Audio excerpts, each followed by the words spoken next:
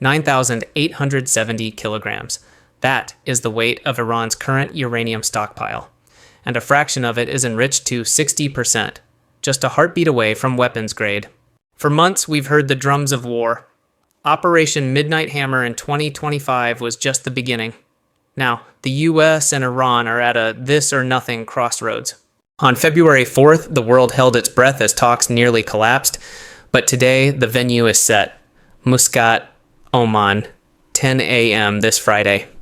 Welcome to Project 9. Today we analyze the Oman Gambit. Why Oman? Because when Washington and Tehran stop speaking, Muscat is the only phone line left that both sides trust. They've done this for decades, but the stakes in 2026 are different. Iran wants one thing: sanctions relief for a crippled economy. The US wants three: zero enrichment, a ban on ballistic missiles, and an end to regional proxies. Tehran is negotiating from a position of extreme domestic pressure. With thousands detained in the Rial in freefall, the regime needs a win, or at least a pause. President Trump isn't sending standard diplomats. He sent Steve Witkoff and Kushner to Doha and then Muscat. The message? This isn't a long-term process. It's a deal or it's over. Iran has called their ballistic missiles a red line, but the US says without missiles on the table, the silicon shield of diplomacy won't hold. While the diplomats talk, the IRGC is moving. Just hours ago, 2 vessels were seized near Farsi Island. It's a classic Iranian talk and tense strategy. The markets are betting on peace. Oil prices fell 2% the moment the Oman talks were confirmed.